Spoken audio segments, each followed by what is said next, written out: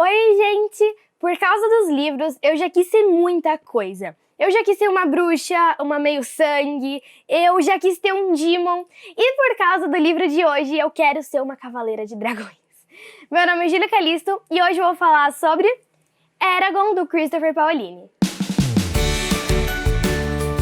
Esse livro aqui foi o primeiro que eu concluí no mês de fevereiro e eu demorei um pouquinho pra ler ele. Eu comecei ele em janeiro, achei que eu ia terminar até o final do mês, só que eu acabei não terminando. Eu achei que eu fosse demorar menos de uma semana, só que demorei um pouquinho mais. Mas não importa, porque Eragon é uma história muito legal, com personagens cativantes, com uma história super divertida, cheia de aventuras. Você vai amar algumas pessoas, você vai odiar outras pessoas. Vai ter ações que você vai ficar, por que você fez isso? E outras que você vai ficar, nossa, não tinha pensado nisso. É um livro que vai te surpreender, que não vai te surpreender às vezes também, mas é um livro um pouquinho demorado. Isso é uma coisa, né? Porque ele é bem... tem várias descrições, sabe? Ele também tem toda uma jornada, parecida um pouco, sabe? Com o Senhor dos Anéis, que tem uma jornada. Então, ele é um pouquinho mais demorado por causa disso. Mas isso não interfere, porque a história é muito boa. E ele é o primeiro de uma coleção que tem livros bem grandes. Essa coleção se chama Ciclo da Herança. E no decorrer dos livros, o tamanho dos livros só cresce. Porque, por exemplo, esse livro aqui, deixa eu dar uma olhadinha. Ele tem 466 páginas. O segundo já tem ali 600, o terceiro 700 e o quarto mais ou menos 800. Então a quantidade de páginas só vai aumentando. E essa coleção é uma coleção que eu sei que eu vou demorar um pouquinho mais pra ler. E por isso, uma coisa que eu tô fazendo e que eu indico pra vocês é que vocês leiam um livro em paralelo, sabe? Ou um livro único mais curtinho, ou uma coleção um pouquinho menor, né? Porque assim vocês não perdem o ritmo da leitura e mesmo assim vocês continuam nesse universo incrível de Eragon. Eu tô lendo o segundo atualmente, e em paralelo com ele eu tô lendo um livro da Tahereh Mafi, eu não sei pronunciar o nome dela, que se chama Além da Magia e eu tô gostando bastante, provavelmente vai ter um vídeo aqui no canal, então aguardem. Voltando aqui para a coleção de Eragon. O segundo livro da coleção, que se chama Eldest, eu peguei na biblioteca, porque eu ganhei o primeiro, o terceiro e o quarto, e o segundo não. Então, eu fui lá na biblioteca, peguei o livro, eu tô lendo agora, eu tô gostando bastante também. E eu fiz um vídeo indo lá na biblioteca, desde quando eu reservo o livro até eu indo lá na biblioteca. Então, se vocês quiserem assistir, ele tá aparecendo tanto aqui nos cards como na descrição do vídeo. O Eragon, o nosso protagonista, é um menino de 15 anos que vive com o tio e com o primo. Eles moram ali em uma região chamada Lagaésia, perto de uma cidadezinha chamada Carvajal, e ele tá vivendo em um mundo mágico, meio medieval, sabe? Onde as pessoas são camponeses e coisas assim, mais ou menos. É isso aí. O Eragon e a família dele não têm muito dinheiro para comprar produtos lá na cidade. Então, eles vivem da caça que eles fazem em uma floresta ali perto da casinha deles, em uma floresta que se chama Espinha. E, gente, todo mundo tem medo daquela floresta. Todo mundo lá de Carvajal tem medo da floresta, então ninguém vai lá. Porque eles acham que é amaldiçoada, que tem monstros, que tem ursos. E isso é muito bom pro Eragon e pra família dele, porque, assim, eles têm várias caças, eles podem caçar o quanto eles quiserem, que sempre vai ter um pouquinho lá. Mas acontece que um dia o Eragon foi caçar e ele não encontrou nenhum animal. E ele ficou se perguntando se alguém tinha descoberto ali a floresta, que tinha vários animais, se alguém tinha perdido o receio de entrar lá, né? E ele descobre que lá na floresta tem um tipo de pedra azul. Ele olha para aquela pedra, vê que ela era bem brilhante, bem bonita e acha que pode valer alguma coisa, que ele pode conseguir vender e comprar coisas na cidade. Então ele leva para casa e no dia seguinte ele vai vender lá na cidade aquela pedra, só que ninguém quer a pedra, gente, porque tinha vindo da espinha e podia ser amaldiçoada e podia ser de uma feiticeira e blá blá blá. Então Eragon guarda a pedra, porque alguns dias depois iam estar chegando comerciantes de vários lugares do mundo, então ele poderia vender para esses comerciantes, talvez eles não tivessem receio ali da espinha, né? Mas antes dos comerciantes chegarem, o Eragon já descobre, gente, que aquela pedra não era uma pedra, era um ovo de dragão, gente. E o dragão nasce ali na frente dele e ele fica, meu Deus, por que, gente? Dragões pra ele estavam extintos, né? No passado, dragões eram raros. Agora ele achava que estavam extintos, né? Porque as pessoas lá no passado, que tinham dragões e queriam se juntar pra lutar e proteger o reino, elas eram chamadas de Cavaleiros de Dragões. E essas pessoas, elas aprendiam magia, elas aprendiam a lutar com espadas, e elas eram os maiores e melhores guerreiros ali. Mas eles foram extintos por um cavaleiro traidor, que atualmente é rei lá de Alagaésia, lá daquela região. E ninguém gosta dele, porque ele é conhecido como a pessoa que extinguiu os Cavaleiros de Dragões. Só que agora parece que um novo Cavaleiro de Dragão vai surgir, já que o Eragon tem um dragão ali, né? Um dragão nasceu pra ele. É uma coisa meio doida, assim. Vocês têm que ler o livro pra você entender mesmo. E isso vai ser muito legal, porque a gente vai ver como o Eragon vai se adaptar cuidando daquele dragão. Ele vai levar o dragão lá pra Espinha, onde com quase certeza ninguém vai ver o dragão. Ele vai fazer uma casinha pra ele. Enquanto ele ainda é um bebezinho, ele vai levar carne pro dragão, vai levar comida. E vai se passando o tempo assim. O dragão vai crescendo, o Eragon vai aprendendo melhor como lidar com ele. Eles aprendem a conversar, gente, mentalmente. E é muito legal de ver isso, de verdade, porque o dragão, que a gente descobre que não é o dragão, que é a dragão, que ele deu o nome de Saphira, inclusive, ela é bem pequenininha, ela tem, sei lá, 2 meses, e ela já conversa como se ela fosse uma pessoa ali da idade do Eragon, já tivesse vivido todos os 15 anos que o Eragon viveu, e ela também é muito engraçada. A Saphira é uma personagem muito legal, mesmo, porque ela vai contar umas piadinhas pro Eragon, ela vai ser meio sarcástica às vezes, e ela vai dar pro Eragon apelidos bichinhos, e vai ser bem legal de ver essa relação que esses dois têm. Mas acontece que depois de um tempo, o Eragon tá lá na cidade e ele descobre que a Pedra Azul, a famosa Pedra Azul, ela não era pra estar com ele. Ela tinha sido roubada daquele rei traidor, o Galbatorix, é o nome dele, e ele tava vindo atrás dela. Não ele em si, né? Ele tinha mandado pessoas pra irem atrás da pedra. Só que ele não sabia que a pedra já tinha eclodido, né? Que o dragão já tinha nascido. Então, ele mandou a gente atrás da Pedra Azul. Quando o Eragon descobriu isso, ele tava na cidade, ele falou, não, eu tenho que ir correndo pra casa, vai que meu tio tá em perigo, né? Ele chegou correndo lá na casa dele. O primo, inclusive, ele tinha ido trabalhar longe, então ele não tava se preocupando muito com o primo agora. Aí ele foi correndo pra casa e era muito longe do vilarejo. E ai, meu Deus, ele foi correndo. E chegou lá, a casa estava incendiada, destruída, e o tio dele acabou morrendo. Mas a busca pelo Eragon, pelo dragão, ainda não tinha acabado. Os cavaleiros lá do rei estavam atrás dele, então o Eragon tinha que fugir. E a Saphira também precisava aprender coisas, ele precisava aprender coisas para poder sobreviver e um dia conseguir lutar com aquele rei.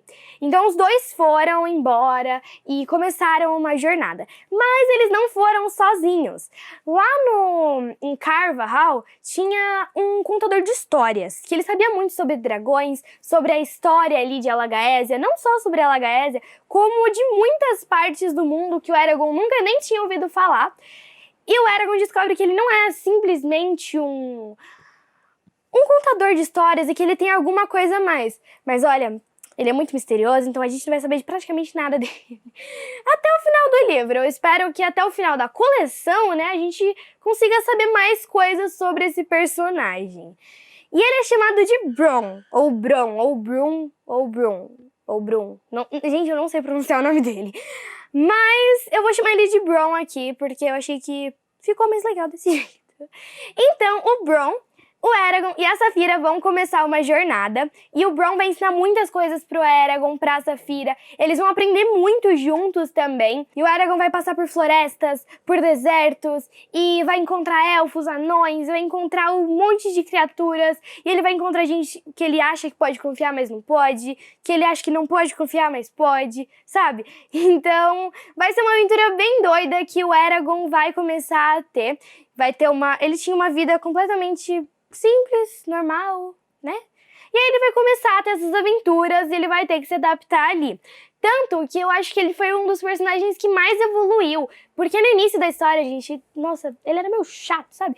Porque todo mundo tinha que fazer tudo pra ele. Ele não sabia fazer nada. E aí, quando ele aprendia alguma coisa, ele ficava se achando porque ele aprendia aquela coisa, sabe? Mas no final do livro a gente já vê o quanto ele evoluiu, o quanto o Eragon cresceu. E a gente consegue ver que no final dessa coleção, gente, ele vai estar o personagem, sabe? O personagem, o Cavaleiro de Dragões. Se nada de ruim acontecer, né? Será que alguma coisa de ruim aconteceu? Será que vai acontecer? Leia o livro que você vai descobrir. Gente, o meu personagem favorito desse livro aqui foi o Bronn, que é o contador de histórias, né? E, gente, ele é muito misterioso, você não vai saber tudo sobre ele, você vai ficar muito curioso pra saber quem ele é, por que ele sabe tanta coisa. Ele é muito sábio também, ele vai ensinar muitas coisas pro Eragon, ele vai ajudar o nosso protagonista até que ele possa fazer as coisas ali sozinho, mais ou menos, né? Com a Saphira também, mas ele vai ser um personagem que vai estar sempre ali para ajudar, e ele vai estar sempre disposto a ajudar também, então foi por isso que eu gostei muito dele. E olha, gente, fiquem tranquilos, eu sei que eu falei bastante, mas isso é praticamente o comecinho da história, sabe? Porque a história só começa mesmo quando a gente vê as aventuras e tudo que o Eragon vai viver, e quando ele começa a entrar nas florestas, e, gente, não é spoiler, fiquem bem tranquilos. Gente, esse livro me lembrou duas obras que eu já li e assisti. A primeira foi uma série de desenho da Netflix chamada O Príncipe Dragão, onde um menino encontra um ovo de dragão e ele também tem que fazer uma jornada para levar esse dragão para algum lugar. É uma série bem legal pra distrair mesmo, eu gostei bastante, eu super indico pra vocês. A segunda obra que me lembrou foi Senhor dos Anéis, do Tolkien, porque o personagem sai em uma jornada, igual o Frodo foi, sabe? E o livro também é cheio de criaturas místicas, ele tem elfos, anões, dragões, tesouros, magia. E isso me lembrou um pouquinho o Senhor dos Anéis. Mas lembrando, gente, que são só semelhanças. Não é que a história é igual, não é que... imitou. Não, a história é completamente diferente. Só tem essas pequenas semelhanças.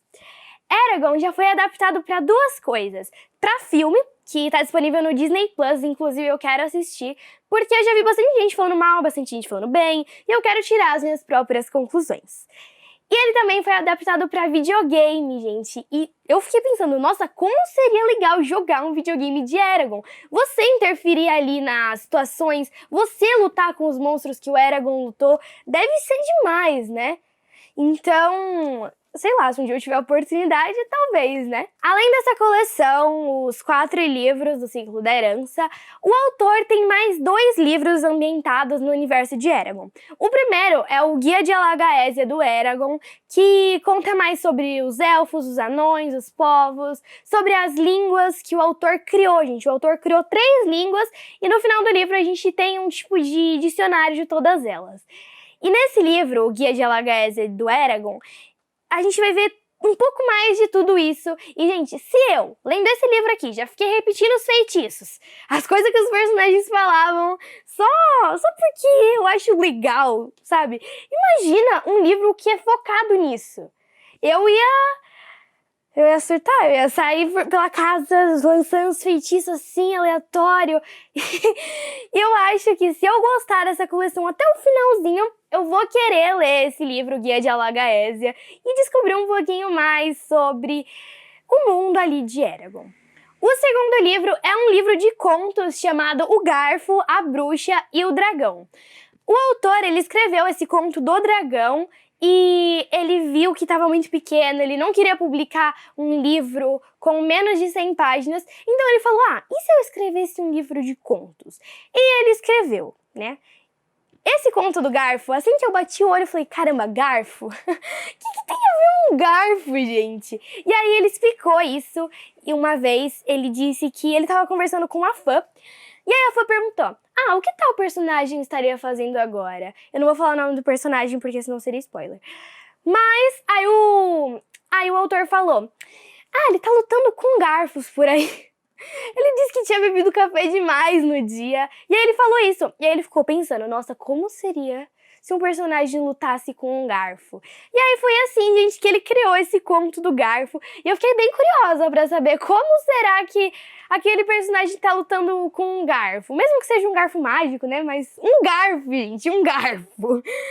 Gente, uma vez o autor falou que ele estava planejando escrever um 5º livro de Eragon.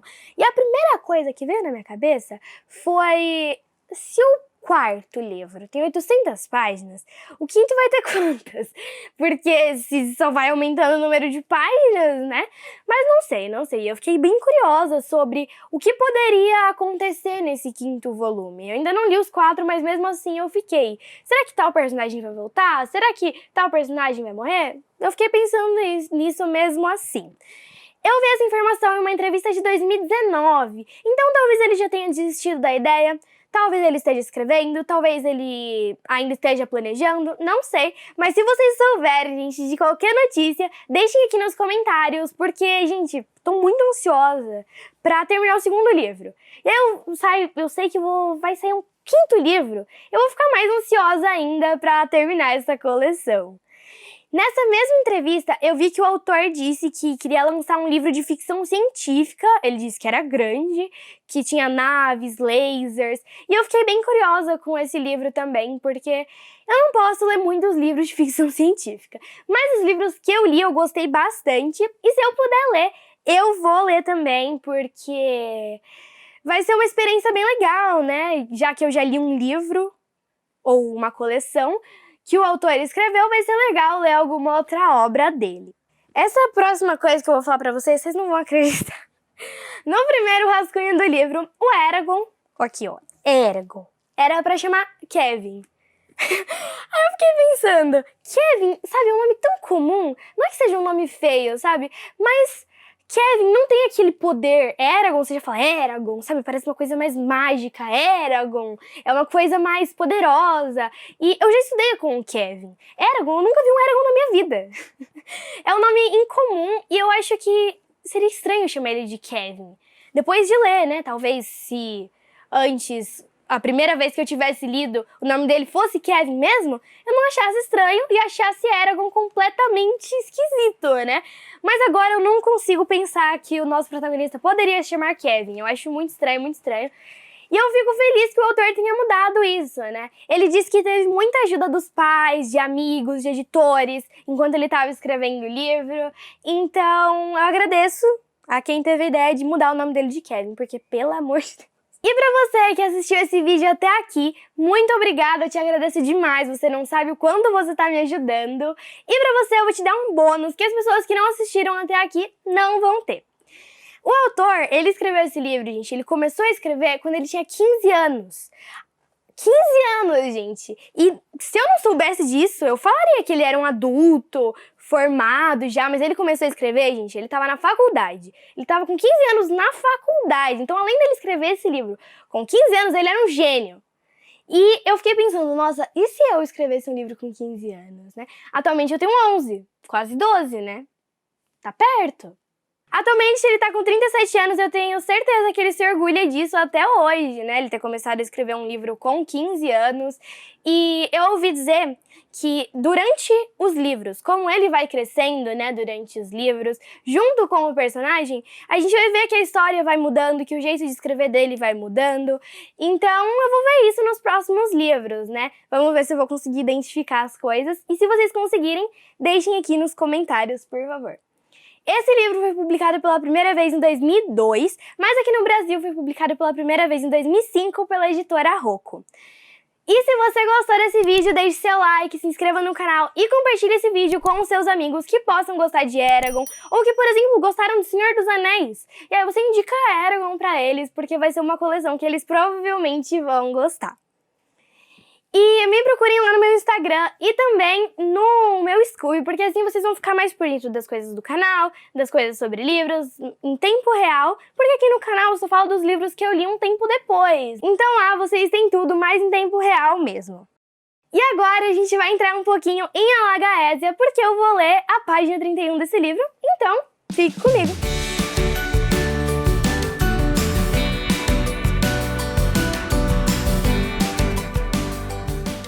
Para cima. O céu havia ficado cinza. Ele não conseguia pensar em nada apropriado para dizer. Horan estava certo. Segurou forte no ombro do primo enquanto continuavam descendo pela pequena rua secundária. O jantar na casa de Horst era farto. O salão estava repleto de conversas e risos. Licores doces e cervejas encorpadas eram consumidos em generosas doses, contribuindo para nutrir aquela atmosfera ruidosa. Quando os pratos estavam vazios, os convidados de Horst saíram da casa e dirigiram-se para o acampamento dos mercadores. Um círculo de postes com velas no topo foi montado no chão em volta de uma grande clareira. Fogueiras ardiam ao fundo, pintando o chão com sombras dançantes. O povo do vilarejo juntou-se lentamente em volta do círculo e esperou ansioso no frio.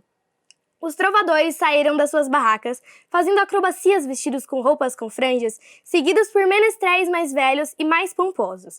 Os menestréis proviam a música e a narração, enquanto seus companheiros mais jovens ensinavam as histórias. As primeiras peças eram puro entretenimento, dissolutas, cheias de graça, quedas e personagens ridículos.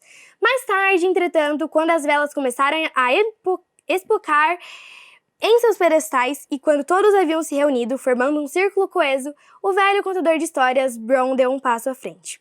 Uma barba branca com pequenos nós ondulava sobre o peito dele, e uma capa preta comprida escondia seus ombros curvados, escurecendo o corpo. Abriu os braços e, imitando garras com as mãos, recitou para todos. As areias do tempo não podem ser detidas. Os anos passam, quer queiramos ou não, mas podemos nos lembrar. O que foi perdido pode, entretanto, viver na nossa memória.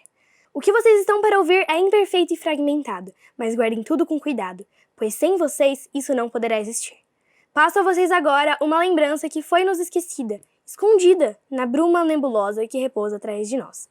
Seus olhos entusiasmados examinavam os rostos interessados. O olhar dele demorou-se em Eragon, o último de todos. Antes dos pais dos seus avós nascerem, e sim, até mesmo antes dos pais deles, a Ordem dos Cavaleiros de Dragões foi formada. Proteger e guardar era a missão e durante vários milhares de anos eles tiveram sucesso.